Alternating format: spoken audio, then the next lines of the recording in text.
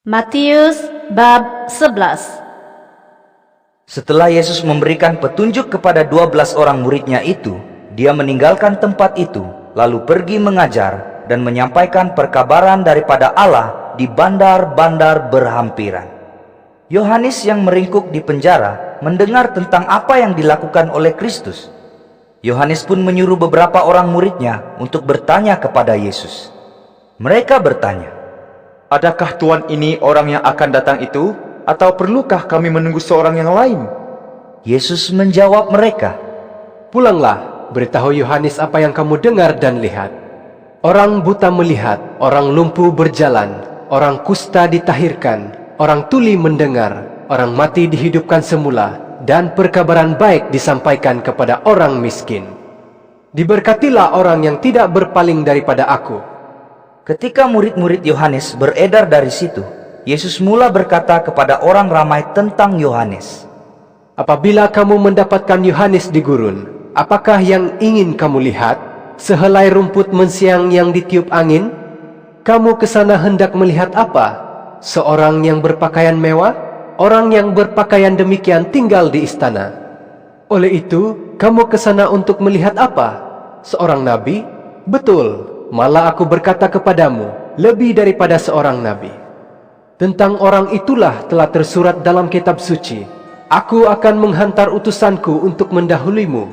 Dialah yang akan menyediakan jalan bagimu. Sesungguhnya, aku berkata kepadamu, di antara mereka yang dilahirkan oleh perempuan, belum pernah muncul seorang pun yang lebih besar daripada Yohanes Pembaptis. Namun begitu, orang yang terkecil dalam kerajaan surga lebih besar daripadanya. Sejak kedatangan Yohanes Pembaptis hinggalah ke hari ini, kerajaan surga telah diserang oleh orang yang ingin menguasainya melalui kekerasan dan keganasan, dan orang yang ganas berusaha menguasainya dengan kekerasan. Kerana semua nabi termasuk Musa dengan Taurat bernubuat hingga datangnya Yohanes. Sekiranya kamu mahu percaya akan perkabaran mereka, Yohanes itulah Elia yang telah dinubuatkan kedatangannya. Sesiapa yang bertelinga, dengarlah. Dengan apakah dapat kubandingkan manusia zaman ini? Mereka umpama anak-anak yang duduk di pasar, satu kumpulan berseru kepada yang lain. Kami memainkan seruling untukmu, tetapi kamu enggan menari. Kami menyanyi lagu ratap, tetapi kamu enggan menangis. Ketika Yohanes datang, dia berpuasa dan tidak minum air anggur. Lalu semua orang berkata, dia dirasuk roh iblis. Ketika anak manusia datang, dia makan dan minum. Lalu semua orang berkata, lihatlah dia ini, pelahap, pemabuk, kawan kepada pemungut cukai dan orang berdosa. Namun demikian, kebijaksanaan terbukti benar dengan perbuatannya. Yesus mengecam bandar-bandar tempat dia paling banyak melakukan mujizat, kerana penduduknya enggan bertaubat. Malangnya kamu hai Korazin, malangnya kamu hai Betsaida. Sekiranya mukjizat-mukjizat yang dilakukan dalam kalanganmu dilakukan di Tirus dan Sidon, tentu sudah lama orang di situ bertaubat dengan memakai baju kabung dan membubuh abu di kepala. Akan tetapi, pada hari penghakiman itu, hukuman atas Tirus dan Sidon lebih ringan daripada atas kamu. Kamu juga, hai Kapernaum, akankah dirimu ditinggikan sampai ke langit? Tidak, kamu akan dihumbankan ke neraka. Kalaulah mukjizat-mukjizat yang dilakukan dalam kalanganmu itu dilakukan di Sodom, tentu Sodom masih ada hingga kini. Aku berkata kepadamu, pada hari penghakiman itu, hukuman atas Sodom lebih ringan daripada atas kamu. Selepas itu, Yesus berucap, Ya Bapa, Tuhan langit dan bumi, aku bersyukur kepadamu, karena apa yang kau rahsiakan daripada cerdik pandai, kau tunjukkan kepada kanak-kanak kecil. Ya Bapa, memang inilah yang engkau berkenan. Bapakku telah menyerahkan segala-galanya kepadaku. Tiada yang mengenal anak kecuali Bapa, dan tiada yang mengenal Bapa kecuali anak, serta orang yang terpilih anak untuk menyatakan Bapa. Marilah ke sisiku, wahai semua yang jerih lelah dan memikul beban berat, aku akan memberimu kelegaan. Ambillah kuk daripadaku, dan terimalah ajaranku, karena aku ini lemah lembut dan rendah hati, maka jiwamu akan tenang. sebab kuku serba mudah dan bebanku pun ringan. Matius bab 12. Pada suatu hari Sabat, Yesus berjalan melalui ladang gandum. Para muridnya lapar lalu memetik bulir gandum dan memakannya. Apabila orang Farisi melihat perkara ini, mereka berkata kepada Yesus, Lihatlah, muridmu melakukan sesuatu yang dilarang pada hari Sabat. Yesus menjawab, Tidakkah kamu membaca apa yang dilakukan oleh Daud apabila dia dan mereka yang ada bersamanya berasa lapar? Daud masuk ke dalam rumah Allah, lalu dia dan mereka yang ada bersamanya makan roti persembahan, meskipun perbuatan itu dilarang kerana hanya imam dibenarkan makan roti itu. Tidakkah kamu baca dalam Taurat Musa betapa setiap hari Sabat imam di bait suci melanggar hukum hari Sabat? Namun demikian, mereka tidak disalahkan. Aku berkata kepadamu, di sini ada yang lebih besar daripada bait suci. Ada tersurat, aku menghendaki belas kasihan, bukan korban sembelihan. Jika kamu benar-benar memahami ayat itu, tentulah tidak kamu salahkan orang yang tidak bersalah. Kerana anak manusia ialah Tuhan atas hari Sabat. Yesus beredar dari situ, lalu masuk ke sebuah saumaah mereka. Di situ ada seorang yang lumpuh sebelah tangannya. Beberapa orang coba mencari alasan untuk menuduh Yesus. Mereka bertanya kepadanya, Tidakkah menyembuhkan orang pada hari Sabat melanggar hukum? Yesus menjawab, Apakah yang akan kamu lakukan jika seorang daripadamu mempunyai seekor domba dan pada hari Sabat domba itu terjatuh ke dalam lubang? Tentulah kamu berusaha untuk menariknya keluar. Betapa lebih berharganya manusia daripada domba. Oleh itu, berbuat baik pada hari Sabat tidak melanggar hukum. Setelah itu, Yesus berkata kepada orang yang lumpuh sebelah tangannya itu, Hulurkanlah tanganmu. Orang itu pun menghulurkan tangannya yang lumpuh, lalu tangan itu terus sembuh, sama seperti yang sebelahnya. Ketika itu, orang Farisi beredar dari situ, lalu berpakat hendak membunuh Yesus.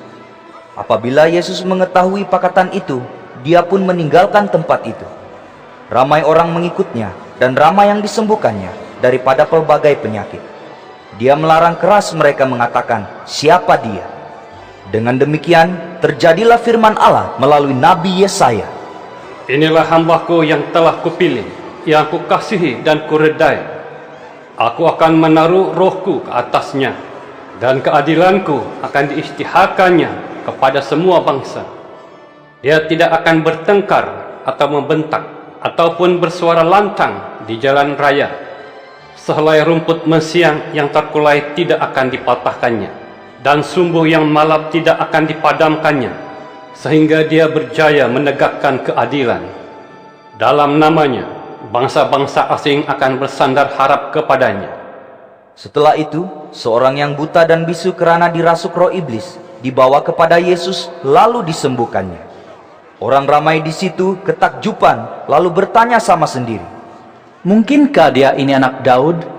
apabila orang Farisi mendengar tentang itu, mereka menjawab, Dia dapat menghalau roh-roh iblis kerana diberi kuasa oleh Beelzebul, ketua roh iblis. Yesus mengetahui isi hati mereka lalu berkata, Kerajaan yang berpecah belah akan hancur lebur, dan kota atau keluarga yang berpecah belah tidak dapat bertahan. Begitu juga, andainya iblis mengusir iblis, dia akan berpecah belah, dan bagaimanakah kerajaannya dapat bertahan? Tetapi jika aku menghalau roh-roh iblis dengan kuasa Beelzebul, maka dengan kuasa siapakah pula pengikut-pengikutmu menghalau roh-roh iblis? Oleh itu, merekalah yang akan menjadi hakimmu. Tetapi, jika aku menghalau roh-roh iblis dengan roh Allah, maka sesungguhnya kerajaan Allah sudah bertapak dalam kalanganmu. Atau bagaimanakah orang dapat memasuki rumah seorang yang gagah dan merampas harta bendanya, kecuali orang gagah itu dapat diikat dahulu? Selepas itu, barulah dia dapat merompak rumahnya. Orang yang tidak berpihak kepadaku menentangku, dan orang yang tidak mengumpulkan bersamaku mencerai-beraikan. Ketahuilah, orang yang berbuat dosa dan mengucapkan kata-kata kufur akan diampuni, tetapi mereka yang mengkufuri Roh Kudus tidak akan diampuni. Orang yang menentang anak manusia dengan kata-katanya dapat diampuni, Tetapi mereka yang menghina Roh Kudus tidak dapat diampuni, baik di dunia maupun di akhirat. Jika kamu ingin mendapat buah yang baik, kamu harus mempunyai pokok yang baik. Jika pokok tidak baik, buahnya pun tidak baik. Baik tidaknya pokok diketahui daripada buahnya. Hai kamu bagaikan ular kepak berbisa, bagaimana dapat kamu tuturkan perkara yang baik sedangkan dirimu jahat? Yang diluahkan mulut meluap daripada hati. Orang yang baik membuahkan hal-hal baik daripada khazanah simpanannya kerana hatinya penuh kebaikan. Orang yang jahat membuahkan hal-hal jahat kerana hatinya penuh kejahatan. Aku berkata kepadamu, pada hari penghakiman, setiap orang harus mempertanggungjawabkan setiap katanya yang tidak sewajarnya dituturkan. Kata-katamu sendiri akan dijadikan ukuran sama ada kamu bersalah atau tidak, dan dengan kata-katamu sendiri pula kamu dihukum. Selepas itu, beberapa orang ahli Taurat dan orang Farisi berkata kepada Yesus, Guru, kami ingin melihat suatu tanda mukjizat daripadamu. Tetapi Yesus menjawab, Manusia zaman yang durjana dan tidak setia ini ingin melihat tanda mukjizat. Tetapi satu tanda pun tidak akan ditunjukkan kepadanya, kecuali tanda Nabi Yunus. Sebagaimana Yunus tinggal 3 hari 3 malam di dalam perut ikan besar, begitu jugalah anak manusia akan tinggal 3 hari 3 malam di dalam perut bumi. Pada hari penghakiman, orang Niniwe akan bangkit bersama orang zaman ini, dan menuduhnya pula kerana orang Niniwe itu bertaubat apabila mendengar perkabaran Yunus. Dan sekarang di sini ada yang lebih besar daripada Yunus. Pada hari penghakiman, Ratu Sheba dari selatan akan bangkit bersama orang zaman ini dan menuduhnya pula kerana dia telah datang dari hujung bumi untuk mendengar hikmah Raja Salomo. Dan sekarang di sini ada yang lebih besar daripada Raja Salomo. Apabila roh jahat keluar daripada seseorang, roh itu akan menjelajahi kawasan yang tandus untuk mencari tempat berehat. Sekiranya tempat itu tidak ditemukannya, roh itu akan berkata, Aku akan pulang ke rumah yang telah kutinggalkan. Roh itu pun pulang dan mendapati rumah itu kosong, bersih dan kemas. Roh itu lalu pergi memanggil 7 roh lain yang lebih durjana daripadanya. Semuanya memasuki tubuh orang itu dan menetap di situ. Akhirnya keadaan orang itu lebih teruk daripada dahulu. Inilah yang akan terjadi kepada manusia durjana zaman ini. Sedang Yesus berbicara dengan orang ramai, ibu dan saudara-saudaranya datang berdiri di luar karena hendak bercakap dengan Yesus. Seorang daripada orang ramai itu memberitahu Yesus, Ibu dan saudara-saudaramu ada di luar dan hendak bercakap denganmu. Tetapi Yesus menjawab, Siapakah ibuku? Siapakah saudara-saudaraku? Dia menunjuk kepada murid-muridnya, lalu berkata, Inilah ibuku dan saudara-saudara lelakiku. Sesiapa yang melakukan kehendak Bapa-Ku yang di surga, merekalah saudara lelaki, saudara perempuan, dan ibuku. Matius bab 13. Pada hari itu juga, Yesus keluar dari rumah, lalu duduk di pinggir laut. Sungguh ramai orang datang berasak-asak di sekelilingnya. Yesus pun masuk ke dalam sebuah perahu dan duduk di situ, manakala orang ramai itu berdiri di pantai. Yesus memberitahu mereka banyak perkara melalui ibarat. Dia berkata, Seorang penyemai pergi menabur. Semasa dia menabur benih, ada yang jatuh di tepi jalan lalu dimakan burung. Ada pula yang jatuh di tempat berbatu yang kurang tanahnya. Benih itu segera bercambah kerana tanahnya tidak dalam. Tetapi ketika matahari naik, tunas-tunas itu layu lalu kering kerana tidak berakar. Ada pula yang jatuh di tengah-tengah semak duri, lalu semak membesar dan membantutkannya. Namun demikian, ada yang jatuh di tanah yang subur dan memberikan hasil 100 kali ganda, 60 kali ganda, atau 30 kali ganda. Sesiapa yang bertelinga, dengarlah. Para murid Yesus datang bertanya kepadanya, Mengapa engkau bercakap kepada mereka melalui ibarat? Yesus menjawab, Kamu telah diberi anugerah untuk mengetahui rahasia kerajaan surga, tetapi mereka tidak.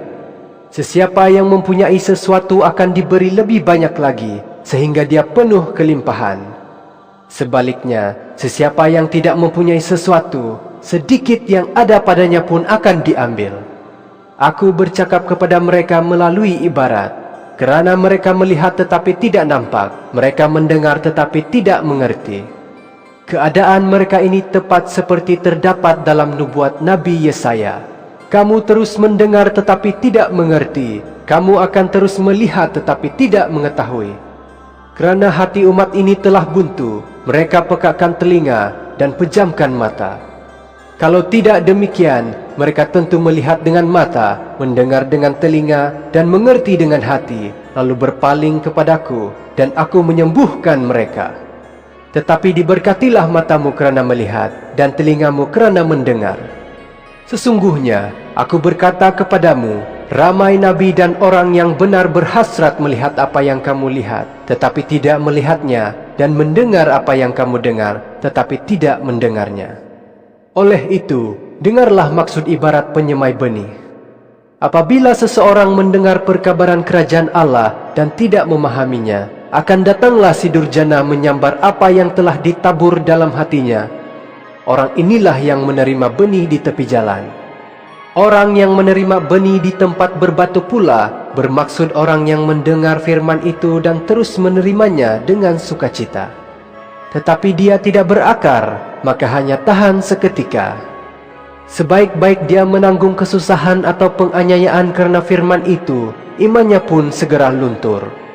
Orang yang menerima benih di semak duri, ialah orang yang mendengar firman itu, tetapi kerunsingan tentang hal-hal dunia dan tarikan palsu harta kekayaan membantutkan firman itu sehingga tidak berbuah. Tetapi orang yang menerima benih di tanah subur, ialah orang yang mendengar firman itu dan memahaminya, lalu menghasilkan 100 kali, 60 kali, bahkan 30 kali ganda. Yesus menceritakan satu ibarat lagi. Kerajaan surga ibarat orang menabur benih yang baik di ladangnya. Pada waktu malam apabila semua orang sedang tidur, musuhnya datang menanam lalang di antara gandum itu. Setelah gandum itu membesar, lalang pun tumbuh juga. Hamba peladang berkata, "Tuan menabur benih yang baik, dari mana pula datangnya lalang itu?" Jawab peladang itu, "Ini perbuatan musuh." Hamba itu bertanya, "Adakah Tuan hendak kami mencabut lalang itu?" "Tidak," jawab peladang itu. "Takut tercabut gandum juga sewaktu kamu mencabut lalang itu. Biarkanlah lalang tumbuh di antara gandum hingga sampai musim menuai. Ketika itu aku akan menyuruh orang yang menuai nanti mencabut lalang dahulu, mengikat dan membakarnya. Selepas itu, barulah gandum dituai dan disimpan di dalam jelapang." Seterusnya, Yesus mengisahkan ibarat demikian. Kerajaan surga seperti sebutir biji sesawi yang dibawa oleh seseorang untuk ditabur di ladangnya. Biji sesawi itu paling kecil antara semua benih, tetapi apabila tumbuh, menjadi tumbuhan yang lebih besar daripada semua tumbuhan lain, sehingga menjadi sebatang pokok tempat burung di udara membuat sarang pada cabangnya. Kemudian Yesus menceritakan suatu ibarat lagi. Kerajaan surga seumpama ragi yang diambil seorang wanita dan dicampurkan dengan 3 sukat tepung sehingga adunan itu naik. Demikianlah Yesus mengajar orang ramai melalui ibarat. Tidak ada satu ajaran yang disampaikannya kepada mereka tanpa ibarat. Maka terjadilah apa yang dikatakan oleh Nabi. Aku akan membuka mulut melalui ibarat. Aku akan menuturkan hal-hal yang dirahasiakan sejak dunia dicipta. Selepas itu, Yesus meninggalkan orang ramai lalu masuk ke rumah. Murid-muridnya datang kepadanya lalu berkata, Terangkanlah kepada kami maksud ibarat lalang di antara gandum itu. Yesus berkata, Orang yang menabur benih baik itu anak manusia. Ladang itu dunia. Benih yang baik itu anak-anak kerajaan, dan lalang itu anak-anak si durjana. Musuh yang menanam lalang itu iblis. Masa menuai ialah hari akhir, dan para penuai itu malaikat. Sebagaimana lalang dikumpulkan dan dibakar, demikianlah halnya akan terjadi pada hari akhir. Anak manusia akan memerintahkan malaikatnya mengumpulkan semua dalam kalangan umatnya yang melakukan kejahatan dalam kerajaannya dan yang menyebabkan orang berdosa. Mereka akan dihumbankan ke dalam relau yang berapi-api, tempat ratapan dan keretakan gigi. Orang yang benar akan bersinar laksana matahari dalam kerajaan Allah, Bapa mereka. Sesiapa yang bertelinga, dengarlah. Kerajaan surga ibarat harta yang tersembunyi di dalam sebidang tanah. Seseorang telah menjumpainya lalu menyembunyikannya semula. Setelah itu, dengan penuh sukacita dia menjual segala yang dimilikinya lalu membeli tanah itu. Kerajaan surga juga umpama seorang saudagar yang mencari mutiara yang paling tinggi nilainya. Apabila dia menjumpai mutiara yang paling bernilai, dia pun menjual semua yang dimilikinya lalu membeli mutiara itu. Kerajaan surga juga seperti pukat yang dilabuhkan ke dalam laut lalu mendapat aneka jenis ikan. Setelah syarat dan ditarik ke darat, para nelayan memeriksanya lalu menyimpan yang baik di dalam bekas dan membuang yang tidak baik. Demikianlah yang akan terjadi pada akhir zaman. Malaikat akan datang mengasingkan orang durjana daripada orang yang benar. Orang durjana itu akan dihumbankan ke dalam relau yang berapi-api, tempat ratapan dan keretakan gigi. Fahamkah kamu hal-hal ini? Tanya Yesus. Kami faham. Jawab mereka. Yesus berkata, Oleh itu, setiap ahli Taurat yang telah menerima ajaran tentang kerajaan surga adalah seperti ketua rumah yang mengeluarkan barang baru dan barang lama daripada khazanah simpanannya.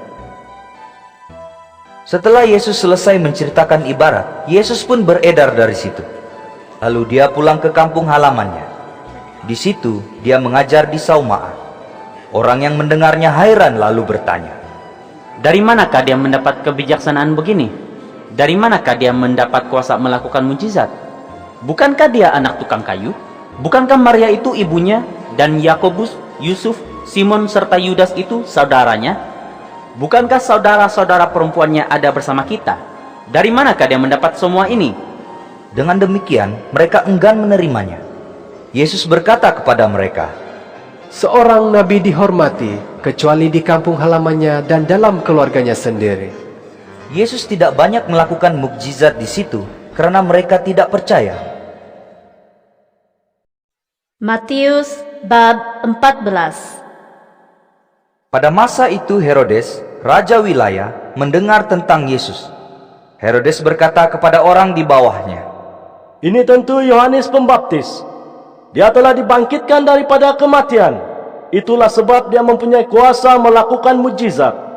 Sebelum itu Herodes telah memerintahkan supaya Yohanes ditangkap, diikat dan dipenjarakan, disebabkan Herodias, istri saudaranya Filipus. Yohanes telah memberitahu Herodes, Mengambil Herodias sebagai istrimu adalah haram. Herodes hendak membunuh Yohanes, tetapi takut karena rakyat menganggapnya seorang nabi.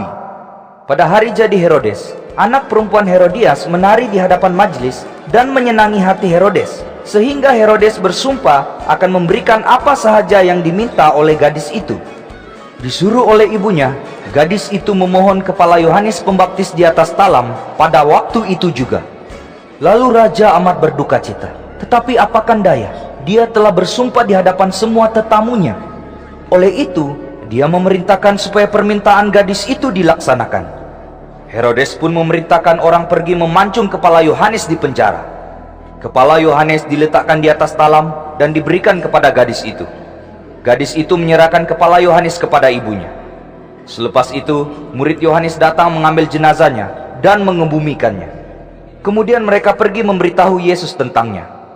Sebaik-baik mendengar tentang Yohanes, Yesus menaiki perahu dan pergi seorang diri ke suatu tempat sunyi.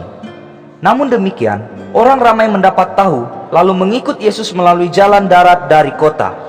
Setelah Yesus turun dari perahu dan melihat orang ramai di situ, hatinya berbelas kasih terhadap mereka. Lalu dia menyembuhkan orang yang sakit dalam kalangan mereka. Apabila menjelang petang, para murid Yesus mendapatkannya lalu berkata, Hari sudah hampir malam dan kawasan ini terpencil. Suruhlah orang yang ramai ini pergi, supaya dapat membeli makanan di pekan. Tetapi Yesus menjawab, Mereka tidak usah pergi. Berilah mereka makan. kata para murid Yesus. Kita hanya ada 5 buku roti dan 2 ekor ikan. Yesus berkata, Bawalah makanan itu kepadaku.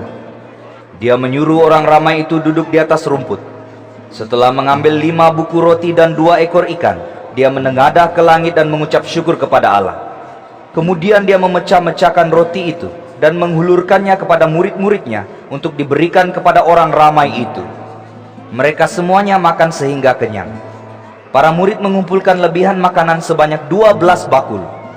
Jumlah yang makan kira-kira 5.000 orang lelaki, belum dihitung wanita dan kanak-kanak. Setelah itu, Yesus menyuruh murid-muridnya menaiki perahu dan pergi ke seberang dahulu, sementara dia menyuruh orang ramai itu pulang. Setelah menyuruh mereka pulang, Yesus naik ke bukit seorang diri lalu berdoa. Apabila hari sudah lewat petang, Yesus berada di situ seorang diri. Ketika itu perahu yang dinaiki oleh murid-muridnya sudah jauh ke tengah, terumbang-ambing karena angin berhembus dari arah bertentangan. Antara dini hari dan subuh, Yesus berjalan di atas air menghampiri mereka. Apabila murid-muridnya melihatnya berjalan di atas air, mereka ketakutan lalu menjerit, Hantu! Yesus segera berkata kepada mereka, Tabahkanlah hatimu. Aku Yesus. Jangan takut. Petrus berkata, Tuhan, jika benar Engkau, suruhlah aku berjalan di atas air mendapatkanmu. Marilah. Sahut Yesus. Petrus turun dari perahu dan mula berjalan di atas air ke arah Yesus. Tetapi apabila menyadari betapa kencangnya angin, Petrus berasa takut lalu mula tenggelam. Tuhan, selamatkan aku! Serunya. Yesus segera mengulurkan tangan memegangnya lalu berkata, Begitu tipis kepercayaanmu, mengapa engkau ragu? Kedua-dua mereka menaiki perahu dan angin pun tiada. Selepas itu, para murid Yesus yang di dalam perahu menyembahnya sambil berkata, Sesungguhnya Engkaulah Anak Allah. Mereka menyeberang hingga tiba di Genesaret. Orang di situ mengenal Yesus, lalu menyebarkan berita kedatangannya ke serata daerah itu. Ramailah dibawa orang sakit kepadanya.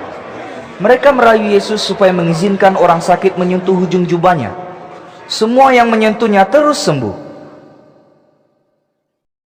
Matius bab 15.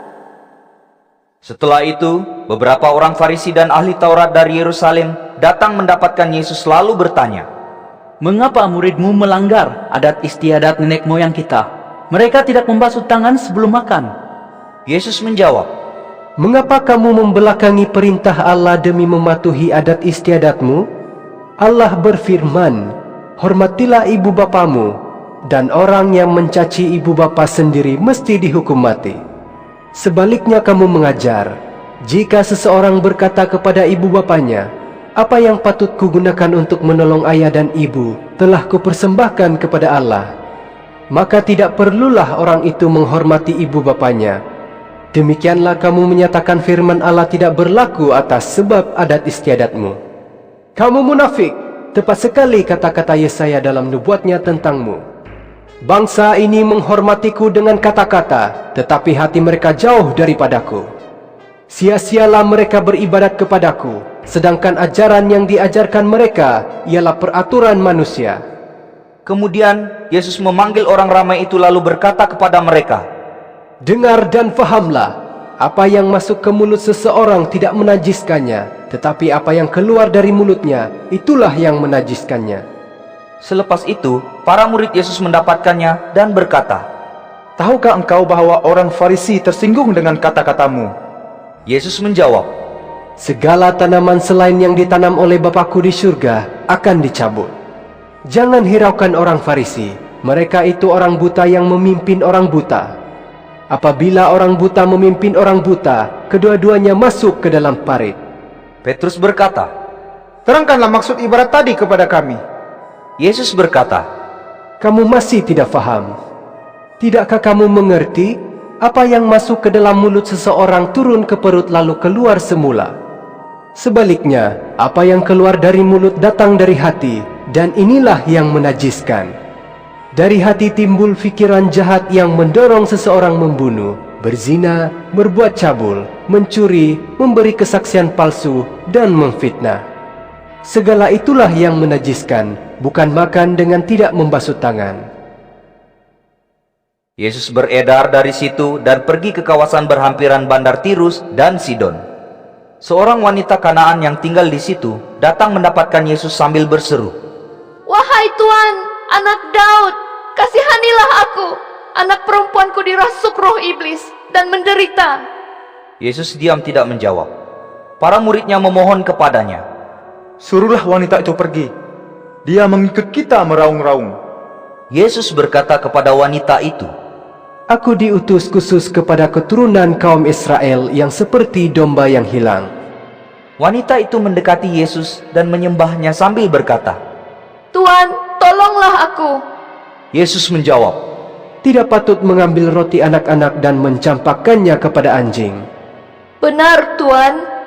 balas wanita itu. Tetapi anjing pun makan sisa yang jatuh dari meja tuannya.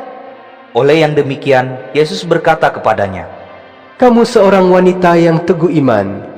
Apa yang kamu inginkan itu akan berlaku. serta-merta anak wanita itu pulih. Yesus beredar dari situ, lalu berjalan menyusur pesisiran Laut Galilea. Setelah itu, dia mendaki sebuah bukit dan duduk di situ. Ramailah yang datang mendapatkannya, membawa orang yang tempang, buta, lumpuh, bisu, dan yang menghidap pelbagai penyakit. Yesus menyembuhkan mereka. Orang ramai tercengang melihat yang bisu bercakap, yang cacat dipulihkan, yang tempang berjalan, dan yang buta melihat. Lalu mereka memuji Allah Israel. Yesus memanggil murid-muridnya lalu berkata, Aku berbelas kasihan kepada orang ramai ini. Sudah 3 hari mereka bersamaku. Sekarang mereka kehabisan makanan. Aku tidak mahu menyuruh mereka pulang dengan perut kosong, kalau pengsan nanti di tengah jalan. Para muridnya berkata, Di manakah dapat kami cari roti yang cukup untuk orang seramai itu, sedangkan kawasan ini terpencil? Yesus bertanya, Berapa banyakkah roti yang ada padamu? 7 buku, jawab mereka. dan beberapa ekor ikan kecil. Yesus menyuruh orang ramai itu duduk di atas tanah. Dia mengambil 7 buku roti dan ikan itu, mengucap syukur kepada Allah, lalu memecah-mecahkannya dan menghulurkannya kepada murid-muridnya untuk diberikan kepada orang ramai. Kesemua orang pun makan sehingga kenyang. Sisa lebihan makanan yang dikumpulkan sebanyak 7 bakul penuh. Jumlah yang makan 4.000 orang lelaki, belum dikira wanita dan kanak-kanak. Setelah itu, Yesus menyuruh orang ramai itu pulang, lalu dia menaiki perahu dan pergi ke kawasan Magadan. Matius bab 16. Beberapa orang Farisi dan Saduki datang kepada Yesus. Untuk menduga Yesus, mereka memintanya menunjukkan suatu tanda dari surga. Yesus menjawab, Ketika matahari masuk, kamu berkata, Cuaca baik kerana langit merah. Pada waktu pagi, kamu berkata, Cuaca buruk nanti kerana langit merah mengancam. Munafik, kamu dapat meramalkan cuaca dengan melihat tanda-tanda di langit, tetapi kamu tidak dapat memahami tanda-tanda zaman ini. Manusia zaman yang durjana dan tidak setia ini ingin melihat tanda mukjizat, tetapi satu tanda pun tidak akan ditunjukkan kepadanya kecuali tanda Nabi Yunus. Setelah berkata demikian, Yesus pun pergi dari situ. Ketika para murid Yesus berperahu ke seberang, mereka terlupa membawa roti. Yesus berkata kepada mereka, Berhati-hatilah dengan ragi orang Farisi dan Saduki. mereka mula berkata-kata sesama sendiri. Dia berkata begitu karena kita tidak membawa roti. Yesus mengetahui apa yang dibincangkan mereka, lalu dia bertanya, Mengapa kamu memperbincangkan hal tidak membawa roti? Begitu tipis kepercayaanmu. Belum fahamkah kamu? Tidakkah kamu ingat bagaimana aku membahagikan 5 buku roti antara 5.000 orang?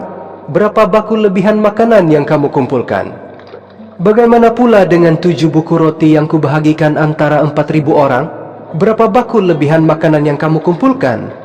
Mengapa kamu tidak mengerti bahwa aku tidak bercakap tentang roti? Berhati-hatilah dengan ragi orang Farisi dan Saduki. Barulah mereka faham bahwa maksud Yesus bukannya ragi penaik roti, tetapi ajaran orang Farisi dan Saduki. Yesus pergi ke daerah berhampiran kota Kaisarea Filipi. Dia bertanya kepada murid-muridnya, Menurut kata orang, siapakah anak manusia ini? Mereka menjawab, Ada yang berkata Yohanes Pembaptis, ada yang berkata Elia, ada pula yang berkata Yeremia atau nabi lain. Yesus bertanya. Menurut kamu, siapakah aku ini? Simon Petrus menjawab, Engkau ialah Kristus, anak Allah yang hidup. Yesus berkata, Diberkatilah engkau, Simon anak Yunus, yang memberitahumu bukannya manusia, tetapi Bapakku di surga. Oleh itu ketahuilah engkau Petrus, batu yang kukuh, dengan asas batu pejal inilah akan kubina jemaahku. Alam maut pun tidak dapat merobohkannya. Aku akan memberikan kunci kerajaan syurga kepadamu. Apa yang kamu ikat di dunia akan diikat juga di syurga. Apa yang kamu uraikan di dunia akan diuraikan juga di surga. Selepas itu dengan tegasnya Yesus melarang murid-muridnya memberitahu sesiapa bahwa Dia Kristus. Sejak itu, Yesus mula berkata terus terang kepada murid-muridnya bahwa Dia harus pergi ke Yerusalem dan menanggung banyak penderitaan daripada pihak pemimpin masyarakat, ketua imam, dan ahli Taurat. Dia akan dibunuh, tetapi pada hari ketiga akan dibangkitkan semula. Petrus menarik Yesus ke tepi lalu menegur Dia. Tuhan, semoga Allah jauhi semua itu daripadamu. Semua itu tidak boleh berlaku kepadamu. Yesus berpaling sambil berkata kepada Petrus, Pergilah dari sini iblis, engkau batu sandungan bagiku, karena kamu tidak berfikir secara Allah, tetapi secara manusia. Kemudian Yesus berkata kepada murid-muridnya, Jika seseorang hendak mengikutku, dia harus menyangkal dirinya, memikul salib, dan mengikutku. Sesiapa yang mempertahankan hidupnya akan kehilangan hidup, dan sesiapa yang mengorbankan hidupnya keranaku akan memperoleh hidup. Apalah gunanya jika seseorang memperoleh seluruh dunia tetapi kehilangan hidupnya? Apakah yang dapat diberinya sebagai ganti untuk hidup itu?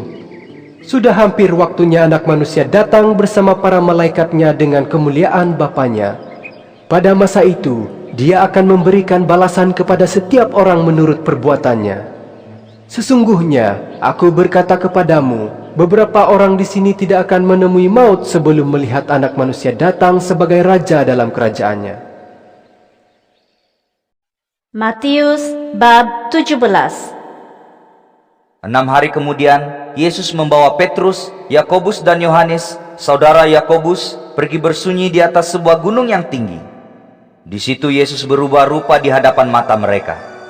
Wajahnya bersinar seperti matahari, dan pakaiannya putih berkilau-kilauan.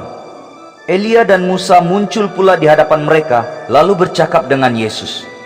Petrus berkata kepada Yesus, Tuhan, baik sekali kami ada di sini. Kalau engkau mahu, biar kudirikan 3 buah kemah. 1 untuk engkau, 1 untuk Musa, dan 1 lagi untuk Elia. Sedang Petrus berkata-kata, segumpal awan yang bersinar-sinar meliputi mereka. Dari awan itu kedengaran suara berkata, Inilah anakku yang kukasihi, dan dengannya aku berkenan. Dengarlah kata-katanya. Mendengar suara itu, para murid Yesus ketakutan lalu meniarap di tanah. Yesus datang menyentuh mereka sambil berkata, Bangunlah, jangan takut. Apabila mereka menengadah ke atas, mereka tidak melihat sesiapa pun selain Yesus. Mereka turun dari atas gunung itu. Yesus mengeluarkan perintah, Jangan beritahu sesiapapun apa yang telah kamu lihat, selagi anak manusia belum dibangkitkan daripada kematian. Para murid Yesus bertanya kepadanya, Mengapa ahli Taurat berkata, Elia mesti datang dahulu? Yesus menjawab, Memang benar Elia mesti datang dahulu untuk memulihkan segala sesuatu. Tetapi sesungguhnya aku berkata kepadamu, Elia sudah pun datang tetapi orang tidak mengenalnya. Mereka berbuat sesuka hati kepadanya.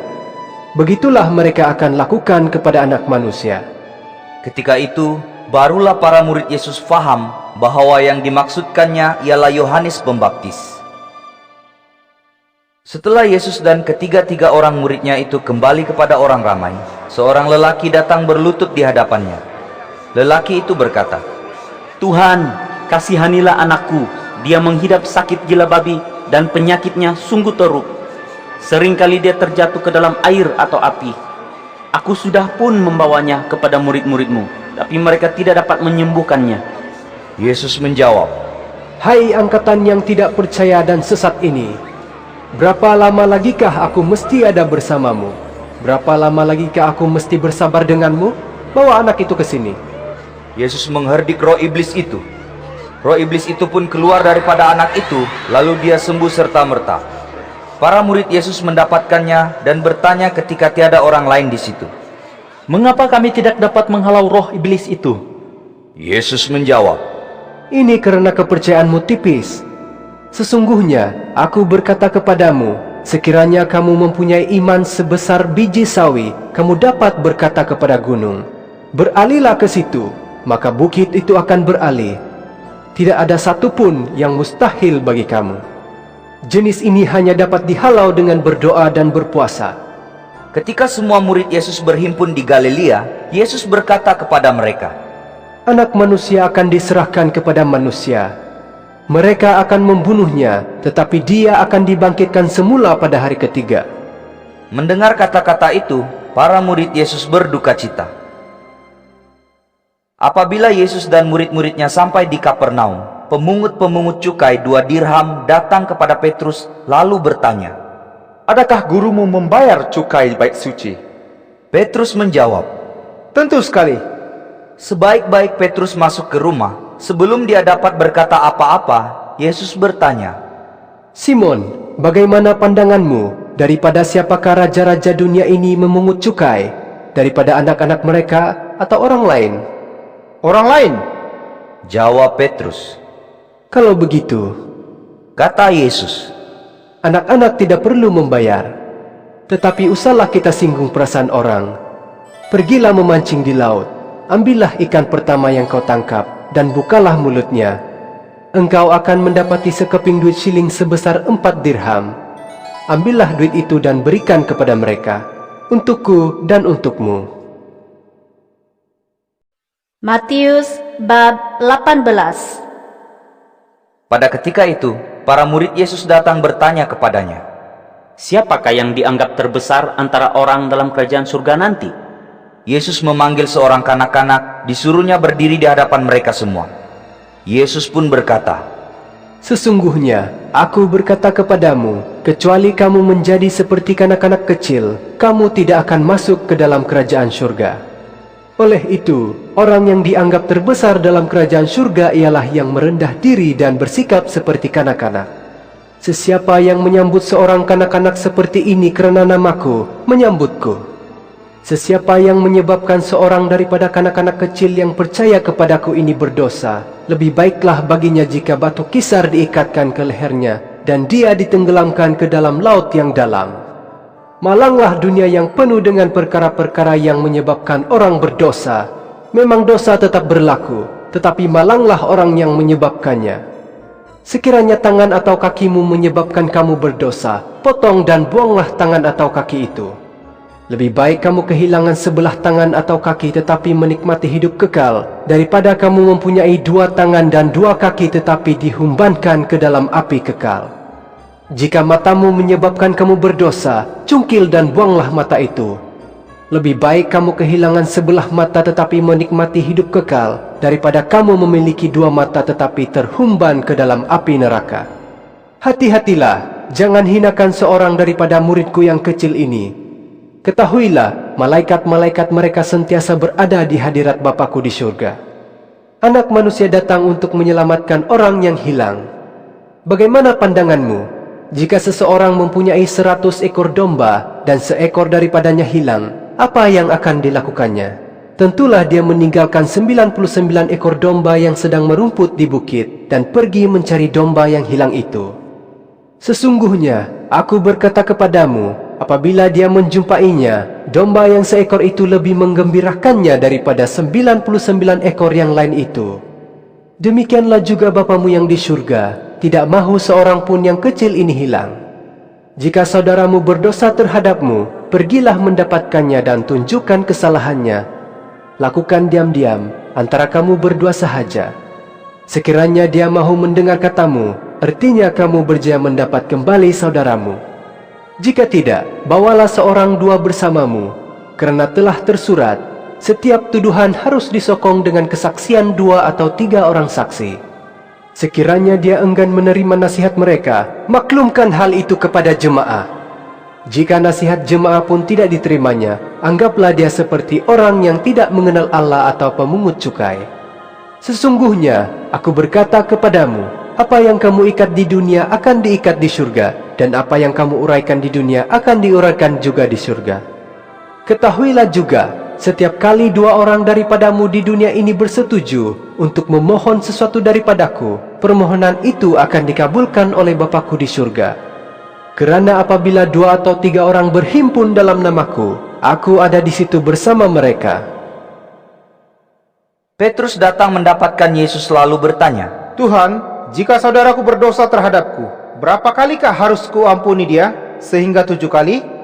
Yesus menjawab, Bukan 7 kali, 70 kali 7 kali. Kerana kerajaan surga seperti yang berikut. Seorang raja hendak menyelesaikan kira-kira dengan para hambanya. Salah seorang hambanya yang berhutang sebanyak 10.000 talenta dibawa menghadapnya. Hamba itu tidak dapat menjelaskan hutangnya. Oleh itu, raja memerintahkan supaya hamba itu dijual bersama anak istri dan harta bendanya untuk membayar hutang itu. Hamba itu menyembah dan merayu, Bersabarlah denganku, aku akan menjelaskan hutang itu. Raja itu berasa kasihan kepadanya, lalu menghapuskan segala hutangnya dan membebaskannya. Tetapi ketika hamba itu keluar, dia menemui seorang hamba lain yang berhutang 100 keping uang dinar kepadanya. Dia menangkap dan hendak mencekik rakannya itu sambil berkata, "Bayar semua hutangmu." Rakannya itu menyembah dan merayu, "Bersabarlah denganku, aku akan menjelaskan hutangku." Tetapi hamba itu tidak mempedulikan rayuan rakannya. Malah dia memerintahkan supaya rakannya dipenjarakan sehingga menjelaskan hutangnya. Hamba-hamba lain duka cita melihatnya lalu mengadukan hal itu kepada raja. Raja pun memanggil hamba yang tidak berhati perut itu lalu berkata, "Sungguh kejam perbuatanmu. Aku telah menghapuskan segala hutangmu kerana kamu merayu supaya aku mengampunimu. Bukankah sepatutnya kamu mengasihani rakanmu sebagaimana aku mengasihanimu?" Dengan murkanya raja menitahkan supaya hamba yang tidak berperi kemanusiaan itu dipenjarakan dan dihukum sehingga semua hutangnya dibayar. Begitulah Bapakku yang di surga akan memperlakukan setiap orang daripadamu yang tidak mengampuni saudaranya dengan ikhlas. Matius bab 19. Selepas Yesus selesai berkata tentang hal-hal itu, dia beredar dari Galilea, pergi ke Yudea di seberang sungai Yordan. Ramai orang mengikutnya dan dia menyembuhkan orang sakit di situ. Beberapa orang Farisi datang untuk menduga Yesus. Mereka bertanya, "Menurut hukum, bolehkah seseorang menceraikan istrinya dengan apa sebab jua?" Yesus menjawab, Tidakkah kamu baca ayat kitab suci yang menyatakan betapa pada mulanya Allah menjadikan lelaki dan perempuan? Setelah itu, Allah berfirman, "Itulah, maka seorang lelaki meninggalkan ibu bapanya dan bersatu dengan istrinya, lalu mereka berdua menjadi satu. Maka mereka bukan lagi dua tetapi satu. Apa yang telah disatukan oleh Allah, janganlah manusia pisahkan." kata orang Farisi itu. Kalau begitu, mengapakah Musa memberikan hukum membenarkan seseorang lelaki menceraikan istrinya dengan menulis surat cerai? Yesus menjawab mereka, Musa membenarkan kamu menceraikan istri karena hati kamu begitu tegar. Tetapi pada mulanya bukanlah begitu. Sesungguhnya, jika seseorang lelaki menceraikan istrinya, kecuali karena zina, lalu berkawin pula dengan perempuan lain, dia berzina. Para murid Yesus berkata, Kalau begitulah hidup suami istri, lebih baiklah tidak berkawin langsung. Yesus menjawab, Tidak semua orang dapat menerima ajaran ini, hanya mereka yang dikurniai keupayaan untuk menerimanya. Ada beberapa sebabnya seseorang itu tidak berkawin. Ada yang dilahirkan begitu, ada yang dibuat orang begitu, dan ada pula yang membuat dirinya begitu untuk mengabdikan diri kepada kerajaan surga. Biarlah ajaran ini diterima oleh yang mampu menerimanya. beberapa orang membawa kanak-kanak supaya diberkati oleh Yesus dengan meletakkan tangannya ke atas mereka serta mendoakan mereka. Tetapi para murid Yesus memarahi orang yang membawa kanak-kanak itu. Yesus berkata kepada murid-muridnya, Biarkan kanak-kanak kecil itu datang kepadaku. Jangan larang mereka, karena orang seperti itulah yang mempunyai kerajaan surga. Yesus meletakkan tangannya ke atas kanak-kanak itu dan memberkati mereka. Kemudian dia beredar dari situ. Pada suatu hari, seorang pemuda datang berjumpa Yesus lalu bertanya, Guru, apakah perbuatan baik yang harus aku lakukan untuk mendapat kehidupan kekal? Yesus menjawab, Mengapa kamu bertanya kepadaku apa yang baik? Hanya ada satu yang baik. Sekiranya kamu ingin masuk ke dalam hidup, patuhilah hukumnya. Pemuda itu bertanya. Hukum yang mana? Yesus menjawab, Jangan membunuh, jangan berzina, jangan mencuri, jangan memberi kesaksian palsu. Hormatilah ibu bapamu, kasihilah sesama manusia sebagaimana kamu mengasihi dirimu sendiri. Semua hukum ini telah kupatuhi. kata pemuda itu. Adakah lagi yang harus kulakukan? Yesus menjawab, Jika kamu ingin menjadi sempurna, pergilah, jual segala harta bendamu dan sedekahkan kepada orang miskin, maka kamu akan mendapat harta di surga. Sesudah itu, datanglah dan ikut aku. Apabila mendengar jawaban Yesus, pemuda itu beredar dari situ dengan duka cita, karena dia seorang yang kaya raya. Yesus pun berkata kepada murid-muridnya, Sesungguhnya, aku berkata kepadamu, susah sekali bagi orang kaya memasuki kerajaan surga. Aku berkata kepadamu, lebih mudah bagi seekor unta memasuki lubang jarum daripada seorang kaya memasuki kerajaan Allah. Para murid Yesus heran mendengar kata-kata itu, lalu bertanya. Kalau begitu, siapakah yang dapat diselamatkan? Sambil memandang mereka, Yesus menjawab, Hal itu mustahil bagi manusia, tetapi bagi Allah tidak ada satupun yang mustahil. Petrus menjawab, Kami telah meninggalkan segala-galanya untuk mengikutmu. Apakah yang akan kami terima? Yesus berkata kepada mereka, Sesungguhnya, aku berkata kepadamu, ketika anak manusia duduk di atas taktanya yang mulia dalam dunia baru, kamu muridku juga akan bertakhta menghakimi 12 suku Israel. Setiap orang yang telah meninggalkan rumah, atau saudara lelaki, saudara perempuan, ibu bapa, anak-anak, atau ladang kerana namaku, akan menerima 100 kali ganda apa yang ditinggalkannya, dan akan memperoleh hidup kekal. Tetapi ramai orang yang terdahulu akan menjadi terakhir, dan yang terakhir akan menjadi yang terdahulu. Matius bab 20. Kerajaan surga seperti seorang tuan tanah yang keluar pada awal pagi untuk mengupah orang bekerja di ladang anggurnya. Dia bersetuju membayar upah sekeping wang dinar. Kemudian dia pun menyuruh mereka pergi ke ladang. Kira-kira jam ketiga, tuan tanah itu keluar lagi lalu melihat beberapa orang lain berdiri-diri tanpa berbuat apa-apa di pasar. Dia berkata kepada mereka, Pergilah bekerja di ladang anggurku. Aku akan memberimu upah yang berpatutan. Mereka pun pergi. Pada jam ke-6 dan ke-9, begitu jugalah yang terjadi. Kira-kira jam ke-11 dia pergi lagi ke pasar dan melihat beberapa orang berdiri-diri tidak berbuat apa-apa. Dia menanya mereka, Mengapa kamu membuang masa tidak membuat apa-apa kerja? Mereka menjawab, Tiada siapa mengupah kami bekerja. Kalau begitu, pergilah bekerja di ladang anggurku, kata tuan tanah itu. Setelah hari petang, tuan ladang anggur itu berkata kepada ketua pekerja, Panggillah pekerja-pekerja itu dan bayarlah upah masing-masing, mulai daripada pekerja yang datang terakhir hingga kepada pekerja yang datang awal sekali. Mereka yang bekerja dari kira-kira jam ke-11 menerima sekeping wang dinar seorang.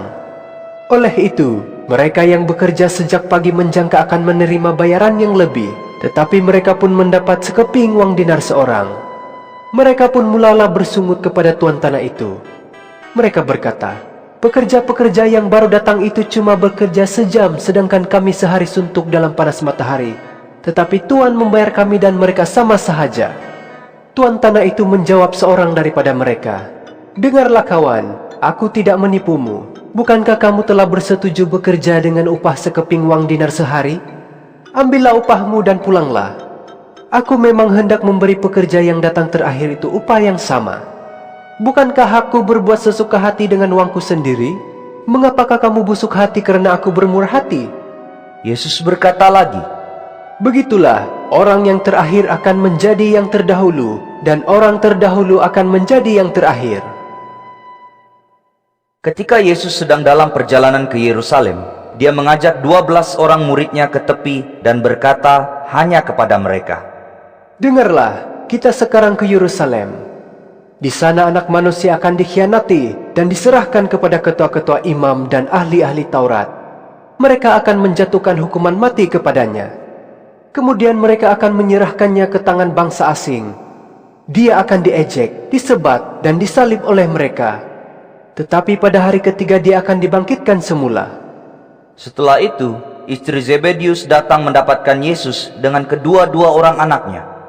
Dia bersujud di hadapan Yesus dan memohon sesuatu. Apakah permintaanmu? Tanya Yesus.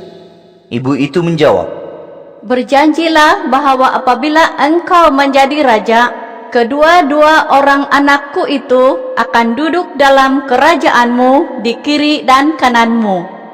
Yesus berkata kepada kedua-dua anak lelaki ibu itu, Kamu tidak tahu apa yang kamu minta itu. Sanggupkah kamu minum dari cawan yang akan kuminum? Sanggup. jawab mereka. Yesus berkata kepada mereka, Memang kamu akan minum dari cawanku. Tetapi untuk duduk di kiri dan kananku, bukanlah aku memberikannya, tetapi tempat itu milik mereka yang telah disediakan oleh Bapakku. Apabila 10 murid Yesus yang lain mendengar perkara itu, mereka marah kepada dua orang saudara itu. Oleh itu, Yesus memanggil mereka kepadanya lalu berkata, Kamu tahu bahwa pemerintah bangsa asing memerintah rakyat dengan kuku besi, dan orang besar melaksanakan kekuasaan ke atas mereka. Ini tidak harus berlaku dalam kalanganmu. Sesiapa yang ingin menjadi orang besar dalam kalanganmu mestilah melayan kamu. Sesiapa yang ingin menjadi orang yang pertama dalam kalanganmu haruslah menjadi hambamu. Demikianlah Anak Manusia juga datang bukan untuk dilayan, tetapi untuk melayan dan untuk menyerahkan nyawanya sebagai tebusan bagi ramai orang. Yesus meninggalkan Yeriko bersama murid-muridnya. Ramai orang mengikut mereka. 2 orang buta yang duduk di tepi jalan mendengar bahwa Yesus selalu di situ, lalu berseru, Wahai Tuhan, Anak Daud, kasihanilah kami. Orang ramai memarahi mereka dan menyuruh mereka diam. Tetapi mereka semakin kuat berseru, Wahai Tuhan, Anak Daud, kasihanilah kami. Yesus berhenti, lalu memanggil mereka dan bertanya. Apa yang kamu mahu kubuat untukmu? Jawab mereka. Tuhan, kami ingin melihat. Yesus berbelas kasihan kepada mereka. Dia menyentuh mata mereka dan serta-merta mereka dapat melihat. Lalu mereka pun mengikutnya.